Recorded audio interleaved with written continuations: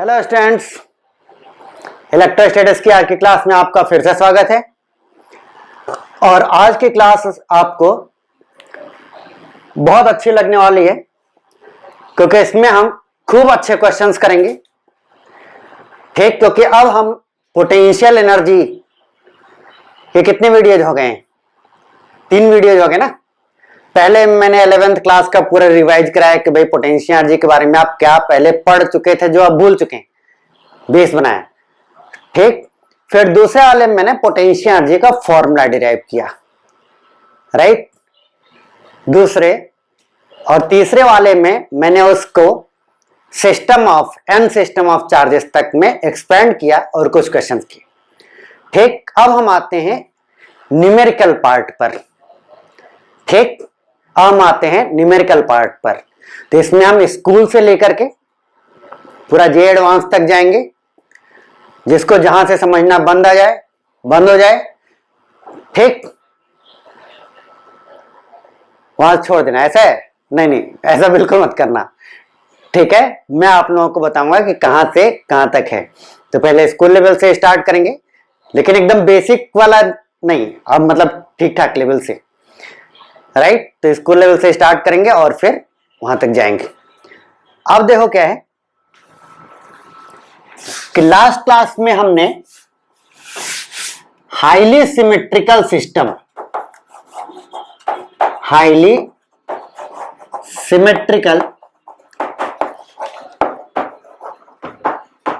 के लिए एक फॉर्मूला बनाया था कि total potential energy is equal to NU/2। ठीक, NU/2, जहां पर U मैंने बोला था पोटेंशियल एनर्जी ऑफ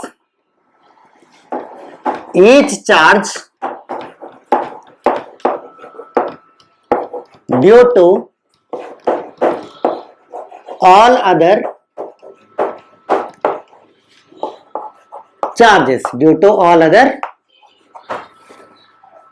चार्जेस। ठीक, ये बताए थे। अब इसको हम लोग ट्रायंगल और क्यूब पर पहले टेस्ट कर लेते हैं, क्योंकि ट्रायंगल और क्यूब का हम लोगों ने पहले पोटेंशियल एनर्जी निकाल रखा है, राइट। तो पहले हम क्यूब और ट्रायंगल और क्यूब पर पहले टेस्ट कर लेते हैं। तो ट्रायंगल में इक्विलैटरल ट्रायंगल के हर एक कॉर्नर पर क्यू चार्ज। तो सबसे पहले हम निकालेंगे इसकी टोटल पोटेंशियल एनर्जी निकालनी है। ठीक, तो इस फॉर्मूले को अगर यूज करना है तो सबसे पहले हम क्या निकालेंगे? किसी एक की पोटेंशियल एनर्जी बाकी सबके कारण। तो मान लीजिए मैं इसको पकड़ लेता हूं, इसकी पोटेंशियल एनर्जी बाकी इन दोनों के कारण। तो दोनों तो ए डिस्टेंस पर ही है, तो कितना हो जाएगा? 2 इंटू एक की कितनी हो जाएगी? Q1 Q2 दोनों बराबर है, तो KQ² अपॉन दोनों के बीच में डिस्टेंस कितना? A। तो टोटल पोटेंशियल एनर्जी कितनी हो गई? नंबर ऑफ चार्जेस कितने हैं? 3। तो 3/2 इंटू एक की पोटेंशियल एनर्जी 2 KQ²/A। तो एक टोटल कितना हो गया? 2 कट गया, कितना बचा? 3 KQ²/A। पेज पलट के देखो, पहले भी इतना आया था। पेज पलट के देखिए, पहले भी इतना आया था, राइट। ठीक, अब चलते हैं हम एक स्क्वायर पर।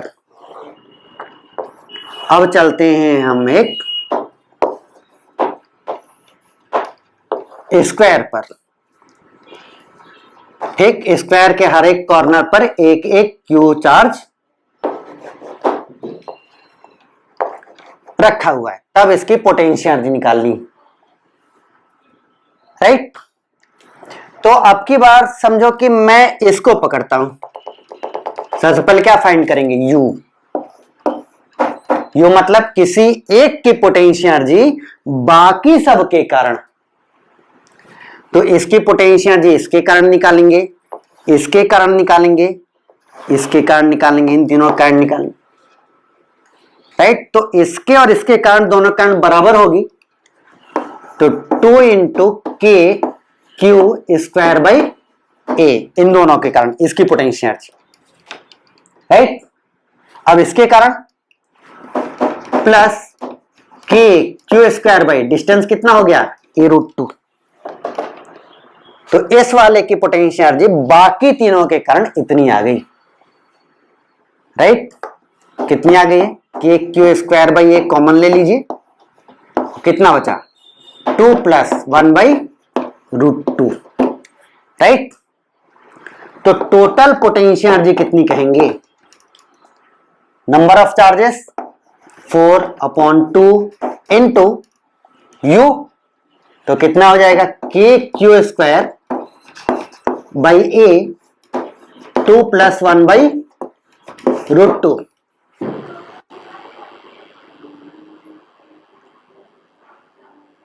अब चेक करो क्या इतना ही आया था, पेज पलट के नहीं आ रहा है, ठीक। इसको अभी रिड्यूस करना पड़ेगा दोस्तों, इसको अभी रिड्यूस करना पड़ेगा, 2 2 जा 4, राइट। और अब इस 2 को अंदर ले चलते हैं, अब इस 2 को अंदर ले चलते हैं, तो कितना आ गया U total is equal to K Q square by A, 2 को अंदर ले चलें, 2 2 जा 4 और यह आ जाएगा 2/√2, और 2/√2 कितना हो जाता है √2। अब चेक करें इतना ही आया था, बस तुरंत बोल देना है कि नहीं आया, राइट, ठीक। तो फॉर्मूले पर तो अपना हाथ सेट हो गया भाई, राइट, फॉर्मूले पर अपना हाथ सेट हो गया। अब अपने क्वेश्चन पर आते हैं, जो हमने क्यूब वाला जो क्वेश्चन एक दिया था आप लोगों को, ठीक। बहुत सारे लोगों ने कर भी लिया होगा डेफिनेटली, राइट। इतना भी डिफिकल्ट नहीं है इसको समझना। तो अब देखिए क्या है, क्यू वाले में पहला काम, किसी एक चार्ज का बाकी चार्जेस की वजह से, क्यू वाले में भी हम क्या करेंगे कि किसी एक चार्ज का बाकी सारे चार्जेस की वजह से निकाल लेंगे, ठीक। फिर फॉर्मूला लगा देंगे, राइट। तो पहले तो हम किसी एक का बाकी सब की वजह से कैलकुलेट करेंगे, ठीक है। चित्र वित्र का कोई बहुत खास रोल नहीं है इसमें, इसमें आप इमेजिन करिए, जिस रूम में बैठे हैं ना उसी रूम को इमेजिन कर लीजिए, ठीक। जैसे ये रूम है, जिस दीवार पर बोर्ड है, इस दीवार के 4 कॉर्नर्स हो गए, और इसके ठीक सामने जो दीवार है इसके 4 कॉर्नर्स हो गए, टोटल 8 कॉर्नर्स हो गए, ठीक। और रूम को सबसे अच्छे से विजुलाइज कराया था मैंने आप लोगों को वेक्टर्स में, क्यूब को या रूम को, ठीक। तो एक बार फिर से रिवाइज कराना पड़ेगा क्योंकि काफी दिन हो गए वेक्टर्स को। तो ये आपका रूम है, तो रूम या क्यूब, क्यूब जब भी बोले और आपको विजुलाइज करना तो जिस रूम में बैठे हो उस रूम को ही बना लिया करें, और जितना छोटा रूम रहेगा उतना विजुलाइज करना आसान रहेगा, ठीक। तो अब हर एक क्यूब या रूम में कितने कॉर्नर्स होते हैं, अब मैं रूम नहीं बोलूंगा, अब मैं क्यूब बोलूंगा। हर एक क्यूब में कितने कॉर्नर्स होते हैं, 8 कॉर्नर्स, 4 इधर 4 उधर, 8 कॉर्नर्स। फिर हर 2 अगल बगल के कॉर्नर को ज्वाइन करने वाली लाइन कहलाती है एज, हर अगल बगल के कॉर्नर्स को ज्वाइन करने वाली लाइन कहलाती है एज, और इस एज की लेंथ अपने क्वेश्चन में क्या है, ए, साइड लेंथ ए दिया गया ना। अगल बगल के कॉर्नर्स को ज्वाइन करने वाली लेंथ कहलाती है एज। ठीक, चारों दीवारें छत और फर्श कहलाते हैं फेस। चारों दीवारें छत और फर्श कहलाते हैं फेस। और इन फेसेज के डायगोनल्स कहलाते हैं फेस डायगोनल्स। इन फेसेज के डायगोनल्स कहलाते हैं फेस डायगोनल्स, राइट। और एक डायगोनल कहलाता है बॉडी डायगोनल। कौन सा? जो एकदम हवा में होता है। कौन सा? जो एकदम हवा में होता है, राइट। ठीक, अब देखो बच्चों क्या है कि हमें फाइंड करना है कि इस क्यूब के हर एक कॉर्नर पर एक एक चार्ज रखा गया है, तो किसी एक का पोटेंशियल एनर्जी बाकी सबकी वजह से कितनी होगी। तो किसी एक चार्ज को पकड़ लो। सपोज मैं इस वाले कॉर्नर को पकड़ता हूं, तो इस कॉर्नर से रिलेटेड मतलब इस चार्ज की पोटेंशियल एनर्जी बाकी सबके कारण निकालनी, राइट। तो इस कॉर्नर से, और इस कॉर्नर जब बोलूंगा तो हर एक किसी भी कॉर्नर पकड़ोगी, इस कॉर्नर से रिलेटेड 3 एज कॉर्नर्स हैं, ऐसे, एक नीचे और एक ऐसे। 3 एज कॉर्नर्स हो गए। तो इन 3 एज कॉर्नर्स पर रखे गए चार्जेस के कारण पोटेंशियल एनर्जी कितनी आ जाएगी? 3 into K Q square by A. Edge A length की है ना, तो तीनों के कारण, 3 एज कॉर्नर्स के कारण 3 K Q square by A. 3 edge corners कारण हो गई। अब इस कॉर्नर से रिलेटेड 3 फेस डायगोनल्स हैं। चेक करो, यह वाला कॉर्नर है, इससे अटैच्ड कितने फेसेज हैं? एक छत, एक ये वाली दीवार और एक ये वाली दीवार। 3 फेसेज अटैच्ड हैं, तो 3 फेस डायगोनल्स हो गए। यानी कि छत वाले फेस डायगोनल का वो वाला चार्ज, ये वाली दीवार का फेस का ये वाला चार्ज, और इस वाली दीवार का ये वाला चार्ज, ये तीनों चार्जेस फेस डायगोनल्स पर हैं। और फेस डायगोनल्स का लेंथ कितना हो जाएगा भाई? स्क्वायर का डायगोनल का लेंथ कितना होता है? a√2।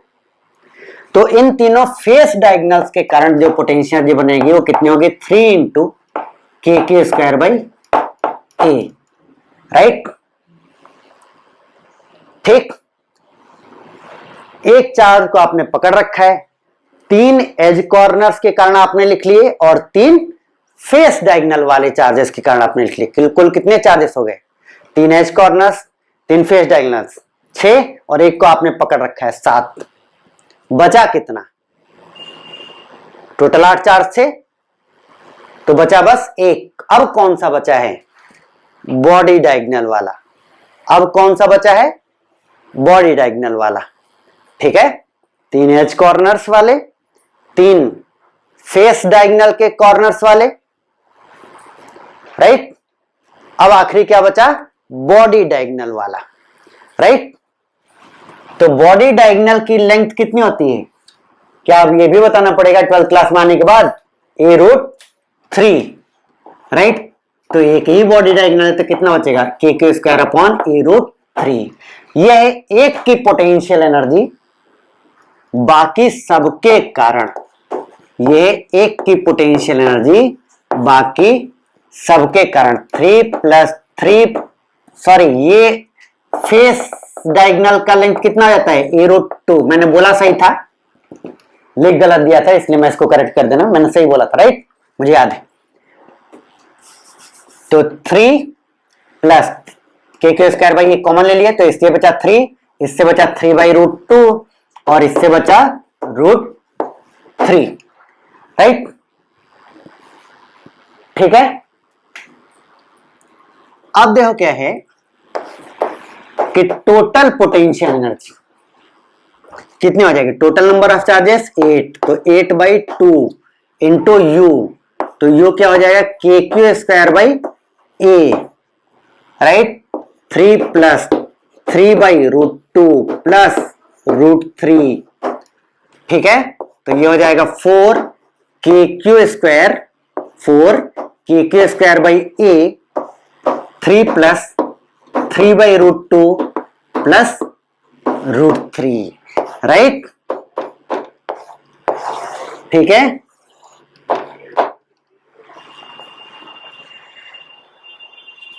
ये हुआ ना मेंस या नीट टाइप का क्वेश्चन, ठीक है। और अगर आपको ये फॉर्मूला नहीं पता होगा तब तो 28 टर्म्स लिखते जाइए और लिखते रह जाएंगे आप 28 टर्म्स, ठीक है ना। वो भी एग्जाम में बैठ के उस टेंशन भरे माहौल में। तो जो लोग डायरेक्टली ये वीडियो देख रहे हैं तो इस फॉर्मूले का प्रूफ जरूर से जाके देख लें, ठीक है। It's a very very very important formula for any competition जिसमें ऑब्जेक्टिव क्वेश्चंस पूछे आते हैं, राइट, ठीक। अब आगे चलिए क्वेश्चंस करते हैं। लिखिए 3 particles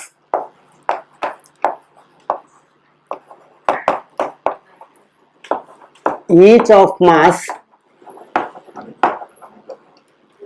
m and charge q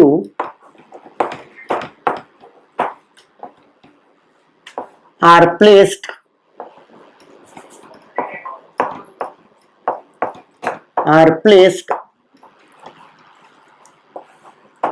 at the corners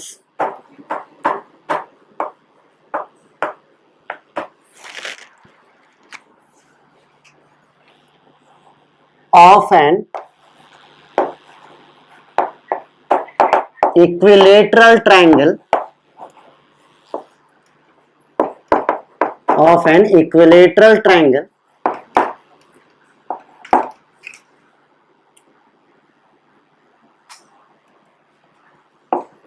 of side length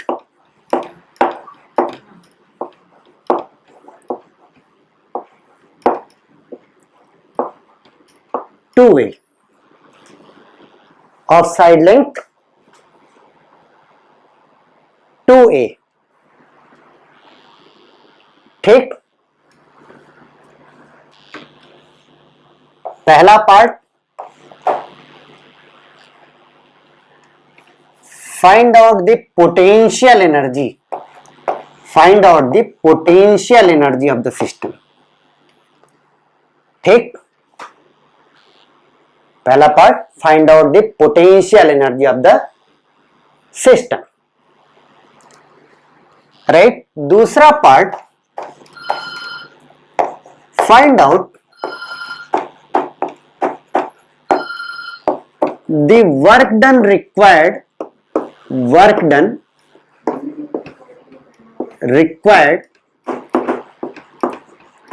sorry, work done की जगह लिख देते हैं work. Find out the work required to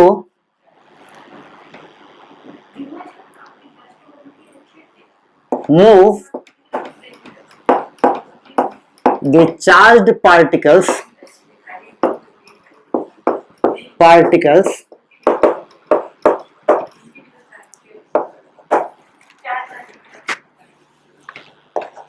from the corner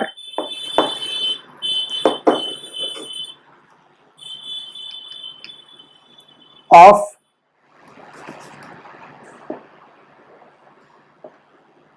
triangle of side length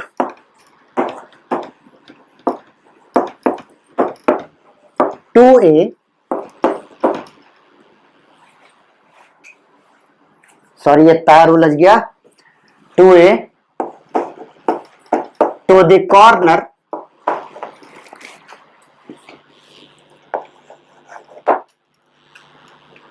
of a triangle of side length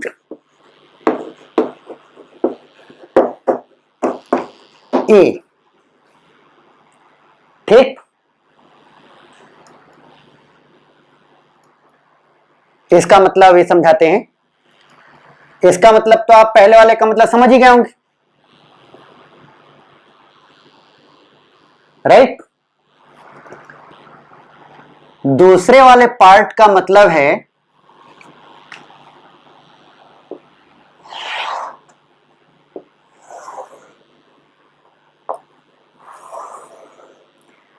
कि particles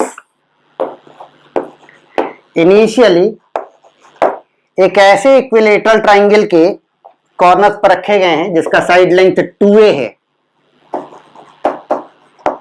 जिसका side length 2a, right. तो पहले part में तो इसकी पोटेंशियल एनर्जी निकाल ली, राइट। दूसरे पार्ट में क्या बोल रहा है कि find out the work required to move the charged particles from the corner of triangle of side length 2a, from the corner of triangle of side length 2a to the corner of triangle of side length a। ठीक, कहां पहुंचना अपने को?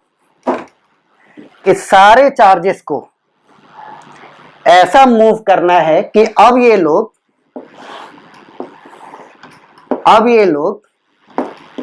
Eight the corner of a triangle of side length a आ जाएं, at the corner of a triangle of side length a आ जाएं, right. अभी एक तीसरा पार्ट भी है, लेकिन पहले इस पार्ट को हम लोग कर लेते हैं। ठीक है, इस पार्ट को अभी हम लोग कर लेते हैं, तीसरा पार्ट भी लिखवाएंगे। तो अब क्या करेंगे? वीडियो पॉज करेंगे, वीडियो को पॉज करेंगे और खुद से ट्राई करेंगे। तब तक मैं ऊपर वाले को मिटाता हूं।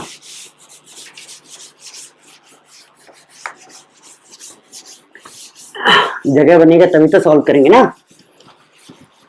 ठीक है, उम्मीद करता हूं आप ये सब देख सुन तब रहे होंगे जो अपनी तरफ से पूरी ट्राई कर चुके होंगे।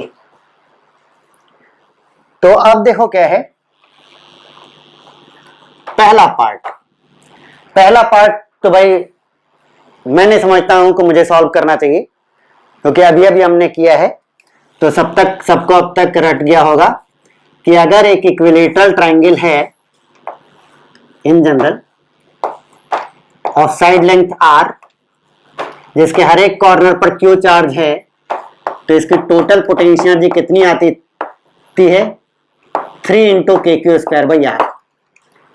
ठीक, निकाल लेना भाई, नहीं निकाल सकते तो भाग जाओ, है ना। कोई अब तक अगर ये भी अब नहीं निकाल पा रहा है तो उसे क्लास करने की कोई जरूरत नहीं है। ठीक है, अभी तो हमने कई बार निकाला एक ट्राइंगल का 3KQ²/r। तो पहले पार्ट का आंसर सिंपली क्या हो जाएगा? r की जगह, ठीक, r इज इक्वल टू कितना है? 2a पहले पार्ट के लिए। तो टोटल पोटेंशियल एनर्जी कितनी हो जाएगी? 3KQ²/2a। ये तो आपका पहला पार्ट हो गया। अब बी पार्ट देखो बच्चों क्या है? कॉन्सेप्चुअल। बी पार्ट आपका क्या है? कॉन्सेप्चुअल है। ठीक, मतलब एग्जैक्टली अब आपको डेफिनेशन पता होनी चाहिए पोटेंशियल एनर्जी की, राइट। उसके बिना आप नहीं निकाल सकते, मतलब डायरेक्टली वर्क डन आप निकाल दो। कैसे निकाल दोगे भाई? पाथ कुछ दिया ही नहीं है भाई। उसने इसको ऐसे किया होगा, इसको ऐसे ले आया होगा, इसको ऐसे लाया, तब ना एक इक्विलेटरल ट्राइंगल ऐसे बना होगा। ठीक, तो एक तो ये बहुत कॉम्प्लेक्स सिचुएशन है कि ये सब कैलकुलेट करो कि यहां आया तो कितना वर्क डन हुआ, यहां आया तो कितना वर्क डन हुआ, यहां आया तो कितना वर्क डन, यही दिक्कत। दूसरी बात, पाथ भी नहीं बताया गया भाई। ठीक, कैसा बनाएगा उस, राइट। बहुत बढ़िया। बुद्धिमान लोगों ने सोच लिया करे सर पाथ की जरूरत क्या है, तो कंजर्वेटिव फोर्स। ठीक है, तो कंजर्वेटिव फोर्स में पाथ की जरूरत नहीं होती, इसीलिए ये नहीं बोला है कि किसको कहां ले जाना है, बस ट्राइंगल का साइज रिड्यूस करना है from side 2A to A। ठीक है ना। फिर भी आप वर्क डन डायरेक्टली तो नहीं निकाल सकते, W is equal to integration F dot d r से, वो इज पॉसिबल। तो अब हम चलते हैं पोटेंशियल एनर्जी के कॉन्सेप्ट पर। ठीक, पोटेंशियल एनर्जी हमें क्यों याद आया, क्योंकि एक तो क्लास ही चल रही है इलेक्ट्रोस्टैटिक पोटेंशियल एनर्जी की। दूसरी बात, अगर ये आइसोलेटेड क्वेश्चन होता है, मतलब मान लीजिए हम किसी टेस्ट में बैठे होते हैं और पूरे सिलेबस को होता है ये क्वेश्चन आया था, तो हमें इस बात से आता है कि भाई पोटेंशियल एनर्जी की डेफिनेशन में ही वर्क डन है। क्या वर्क डन है? Change in potential energy is equal to work done by external agent. याद करो, बताए थे ना। ठीक, सबसे बेसिक डेफिनेशन थी कि change in potential energy equal to negative of the conservative force, negative of the work done by conservative force, right. या फिर change in potential energy is equal to work done by external agent. मैंने समझाया भी था कि external agent के द्वारा किया गया कार्य सिस्टम की पोटेंशियल एनर्जी को इंक्रीज करने में लग जाता है, या इसे ऐसा समझ लो कि एक्सटर्नल एजेंट जितना वर्क करता है उतना ही सिस्टम की पोटेंशियल एनर्जी इंक्रीज हो जाती है, उतना ही सिस्टम की पोटेंशियल एनर्जी इंक्रीज हो जाती है, राइट। ठीक, तो इसी तरह से हम करेंगे। तो हमसे पूछा गया है वर्क रिक्वायर्ड यानी work done by external agent. तो work done by external agent कैसे आएगा, मैंने सिंबल बताया, यूज किया था ना पहले, is equal to delta U. Delta U का मतलब हो गया कि जब साइड लेंथ बाई 2A से A साइड लेंथ पर जा रहे हो ना आप, पहले साइड लेंथ कितना था 2A, अब कितना हो गया है A, तो फाइनल कॉन्फ़िगरेशन में साइड लेंथ कितना है A।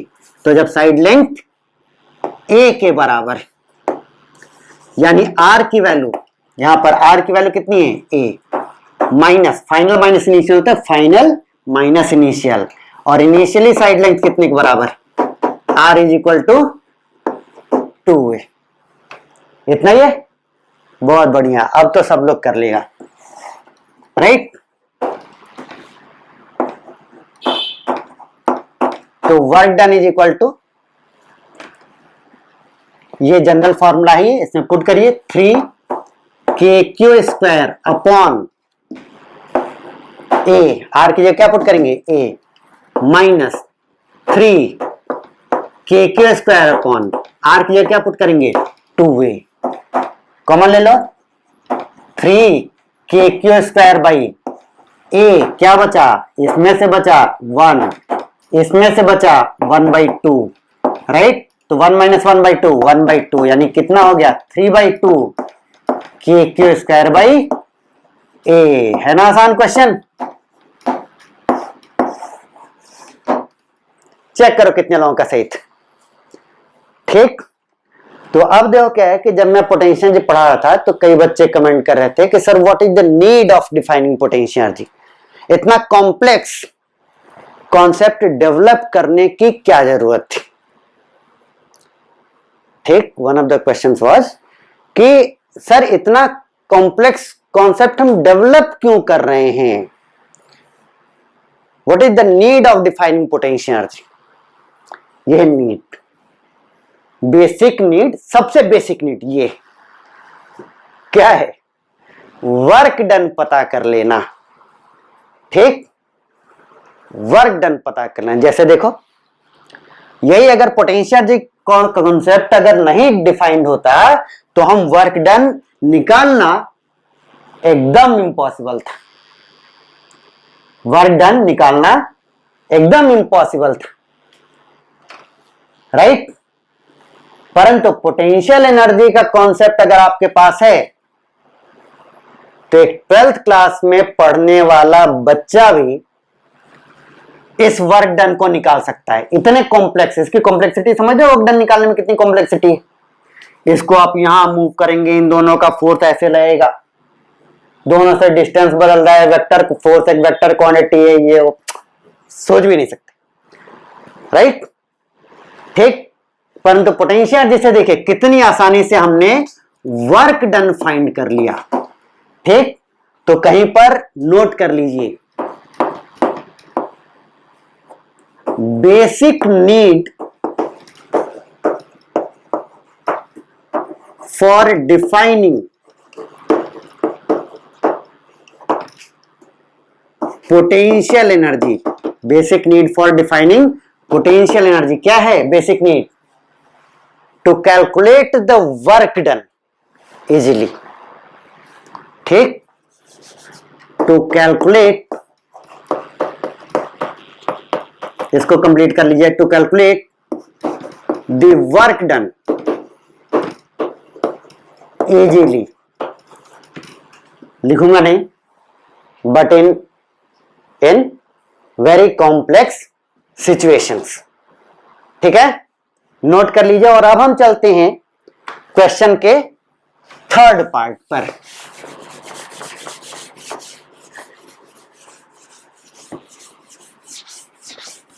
ठीक, थर्ड पार्ट क्या है?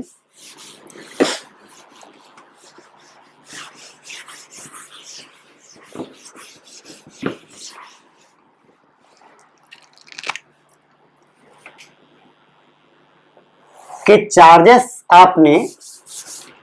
आपने चार्जेस को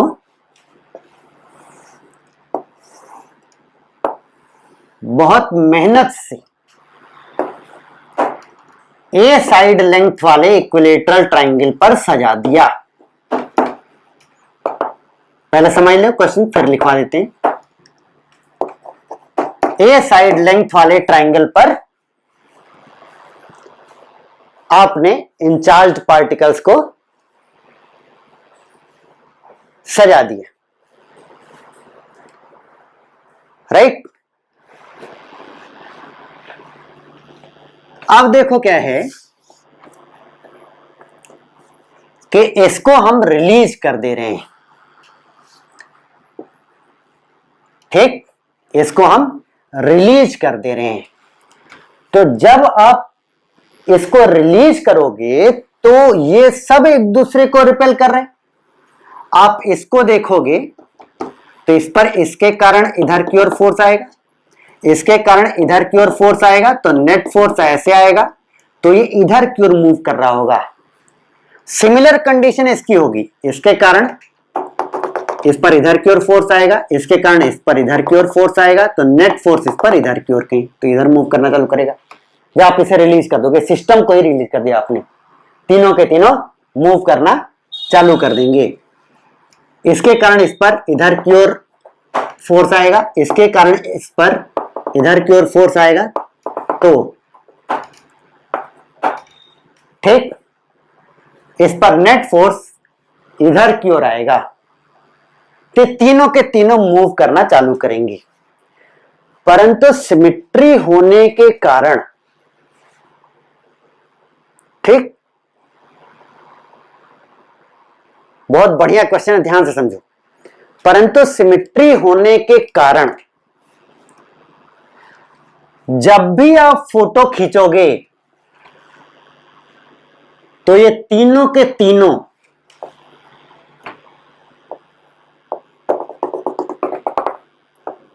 हमेशा एक इक्विलेटरल ट्रायंगल पर ही नजर आएंगे। ये तीनों के तीनों हमेशा एक इक्विलेटरल ट्रायंगल पर ही नजर आएंगे।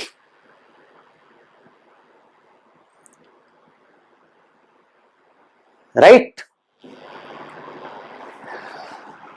और इनकी तीनों की स्पीड जो है वो बढ़ती जाएगी। परंतु सिमेट्री अब ये भी कहती है, पहली बात सिमेट्री ने क्या बताया कि तीनों के तीनों हमेशा एक इक्विलेटरल ट्रायंगल के वर्टिसेज पर ही रहेंगे। और दूसरी बात क्या कह रही है कि तीनों की स्पीड हमेशा बराबर रहेगी। ठीक, तो क्वेश्चन ये है कि जब इस ट्रायंगल का साइड लेंथ बढ़ते बढ़ते, जब इस ट्रायंगल का साइड लेंथ बढ़ते बढ़ते 2a हो जाएगा। जब इस ट्राइंगल का साइड लेंथ बढ़ते बढ़ते 2a हो जाएगा, तब तीनों पार्टिकल्स की स्पीड कितनी होगी? राइट? तब तीनों पार्टिकल्स की स्पीड कितनी होगी? ठीक, राइट। तो क्वेश्चन को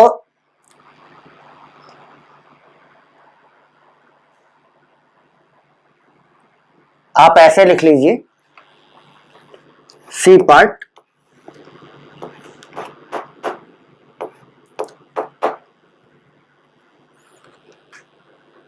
all the three particles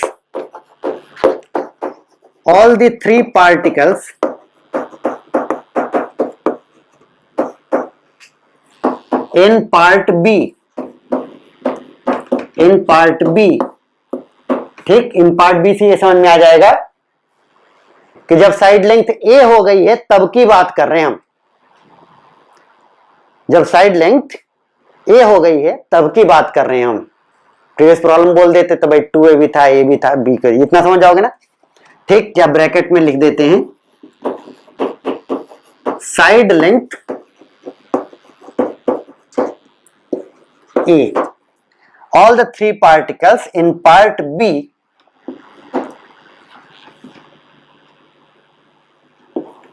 are released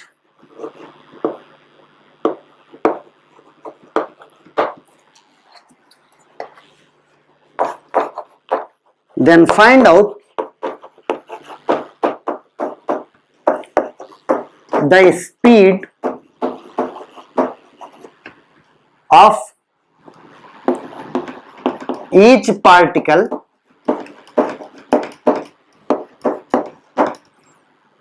when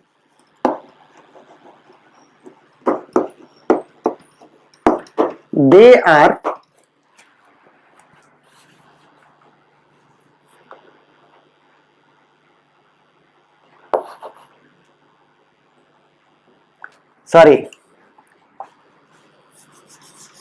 when the side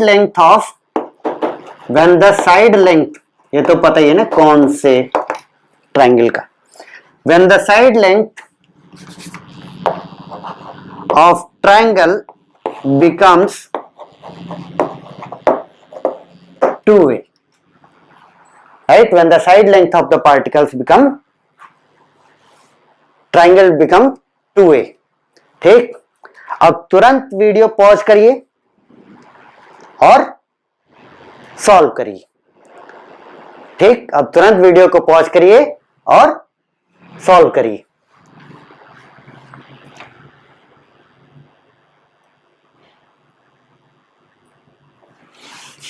और मैं इस पार्ट को मिटा करके, ठीक है, उम्मीद करता हूं सब लोग पॉज करके सॉल्व करने के बाद रिज्यूम करके ये बातें सुन रहे होंगे। सॉल्यूशन,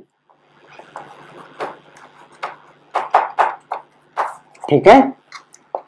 तो देखो, पहले ये लोग एक छोटे ट्रायंगल के कॉर्नर पर थे, ट्रायंगल का साइड लेंथ ए, और फाइनली ये लोग बड़े ट्रायंगल के कॉर्नर पर हैं और साइड लेंथ 2a, और हर एक पार्टिकल v स्पीड से चल रहा है। ठीक, और यहां से इसे रिलीज किया गया। अब देखिए क्या है कि इस पूरे सिनेरियो में एक ही फोर्स नजर आ रहा है, इलेक्ट्रोस्टैटिक फोर्स। कोई एक्सटर्नल एजेंट, कोई बाहरी फोर्स कुछ है ही नहीं, राइट? तो एक ही फोर्स नजर आ रहा है, इलेक्ट्रोस्टैटिक फोर्स। यानी एक ही फोर्स वर्क कर रहा है, electrostatic force, and electrostatic force is a conservative force, and electrostatic force is a conservative force. तो वर्क पावर एनर्जी चैप्टर में याद करो कि हमें सिखाया गया था कि जब केवल और केवल कंजर्वेटिव फोर्सेस काम कर रहे हों तो मैकेनिकल एनर्जी कंजर्व होती है, यानी initial mechanical energy is equal to final mechanical energy. ठीक, रीजन भी लिख देते हैं, because only force working is electrostatic,